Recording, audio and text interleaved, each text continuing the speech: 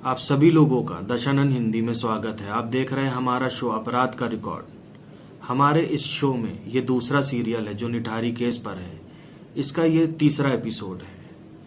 Police Surendra Kohli से पूछताछ कर रही होती है और पूछताछ में कुछ हैरान करने वाली बातें निकलती हैं।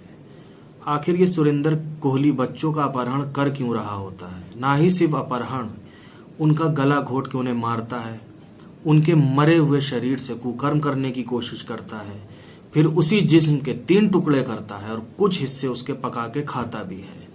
पुलिस ये सवाल का जवाब जानने की कोशिश में लगी हुई होती है। वहीं पुलिस की एक टीम ये भी इन्वेस्टिगेट करने निकलती है कि कहीं अंगों की तस्करी या इन बच्चों को कहीं तस्करी करके भेजा तो नहीं जा रहा है। हालांकि जब आगे तफ्तीश बढ़ाती है तो इसमें कुछ खास सबूत नहीं मिलते। पुलिस इन दोनों मामलों को रूल आउट करती है। वहीं D5 कोठी से कुछ ही दूर पर डॉक्टर नवीन चौधरी कुछ साल पहले गिरफ्तार किए गए थे, जो अंगों की तस्करी के मामले में गिरफ्तार हुए थे। पंढेर का उनसे कनेक्शन निकलता है, मगर उसको भी जब पुलिस आगे इन्वेस्टिगेट करती है तो उसमें भी कुछ ऐसा मामला या कुछ ऐसे सबूत नहीं निकलते। इसमें भी इस मैटर को भी पुलिस रूल आउट कर देती है। फिर निठारी गांव में रहने वाले लोग और वो माँ बाप जिनके बच्चे गायब हो रहे थे वो आंदोलन शुरू कर देते हैं। आंदोलन बहुत बढ़ता जाता है, स्टेट गवर्नमेंट के ऊपर प्रेशर पड़ता है। ये मामला फिर CBI को दे दिया जाता है। CBI को देने से पहले जब पुलिस सुरेंद्र कोहली से पूछ रही होती कि वो इस तरह का काम करता क्यों है, इसके पीछे वजह क्या है, तो बताता उसे खुद भी नहीं मालूम और ये क्यों उससे हो जाता है। वो ये बोलता है कि पता नहीं उसके अंदर क्या ऐसा हो जाता है, क्या उसके दिमाग का संतुलन बिगड़ता है कि वो इस तरह की चीजों को अंजाम दे देता है। कुल मिला के वो एक साइको किलर था। जब CBI इसको इन्वेस्टिगेट कर रही होती है तो वो बहुत सी चीजें बरामद करती है। वहां से लैपटॉप और पायल का फोन बरामद हो जाता है, शराब की बोतलें, बंदूक, उनकी गोलियां और भी चीज़ें फोरेंसिक में भेज देती है। और अपनी इन्वेस्टिगेशन को आगे बढ़ाते हुए वो पंढेर को, जिस तरह के जो मर्डर हो रहे थे बच्चों के और उसमें से एक बड़ी लड़की थी पायल, उसका पंढेर को उससे वो एक तरह से बरी साबित करती है, क्लीन चिट दे देती है CBI। मगर गाजियाबाद की सेशन कोर्ट पंढेर को सजाए मौत दे देती है। इसको देखकर CBI बहुत भौचक्की रह जाती है, क्योंकि CBI की इन्वेस्टिगेशन के मुताबिक पंढेर का इन घटनाओं से कोई लेना देना नहीं था। मगर CBI की इन्वेस्टिगेशन से निठारी के गांव वाले भी संतुष्ट नहीं होते हैं। वो कोर्ट का रुख करते हैं, जहां पर एक बार जो ये सेशन कोर्ट से जो उसको मौत की सजा होती है पंढेर को, एक बार फिर वो हाई कोर्ट चेंज कर देती है। फिर उसके बाद CBI की कोर्ट होती है, फिर वहां पर सजा होती है उसको दोबारा से। इस तरह से ये चलता रहता है।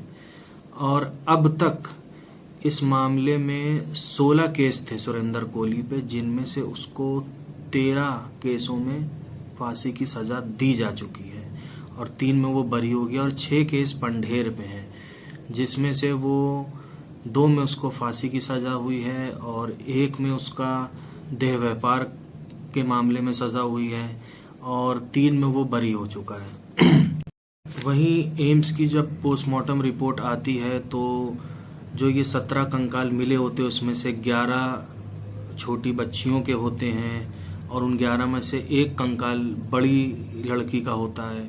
बाकी के 6 कंकाल जो हैं वो लड़कों के होते हैं। और पोस्टमार्टम में एक बात एम्स की तरफ से ये आई थी कि जितनी भी ये लाशों को काटा गया है उसमें इस तरह की सफाई थी जिस तरह की सफाई से कसाई काम करते हैं।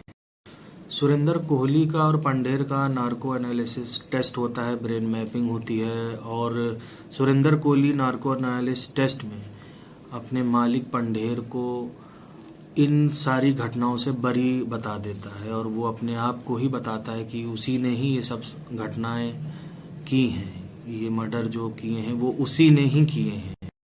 अभी सुरेंद्र कोहली और पंढेर ये दोनों डासना जेल में हैं और सुरेंद्र कोहली अपने किए हुए काम के लिए खुद भी 1-2 बार फांसी की सजा मांग चुका है। अब इन लोगों को फांसी कब तक होती है ये तो समय बताएगा, मगर ये जो भी घटनाएं हो रही थी इसमें पायल का जो पिता थे, पायल के जो पिता थे वो कोई बहुत पैसे वाले नहीं थे, एक गरीब व्यक्ति था वो। और जिस तरह से उसने इस केस को लड़ा और इस जुर्म को अंजाम तक पहुंचाया, नहीं तो ये और भी कितने बच्चे या और भी कितनी लड़कियां उनके साथ ये हो सकता था, उस पर रोक लगी।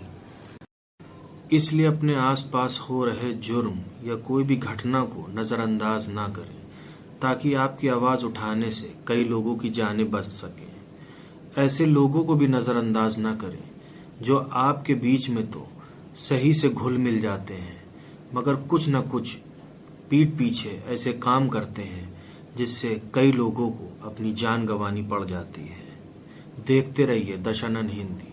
धन्यवाद। आप देख रहे हैं दशानन, देश का मीडिया।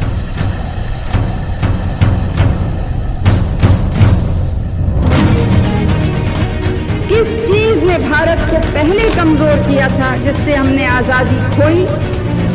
इंटरनेशनल प्रेशर पैदा करने की ताकत आज हिंदुस्तान में 100 करोड़ का देश है। दशानन का उद्देश्य है सत्ता और सिस्टम में छुपे भ्रष्ट नकाबपोशों को निरंतर उजागर करते रहने का।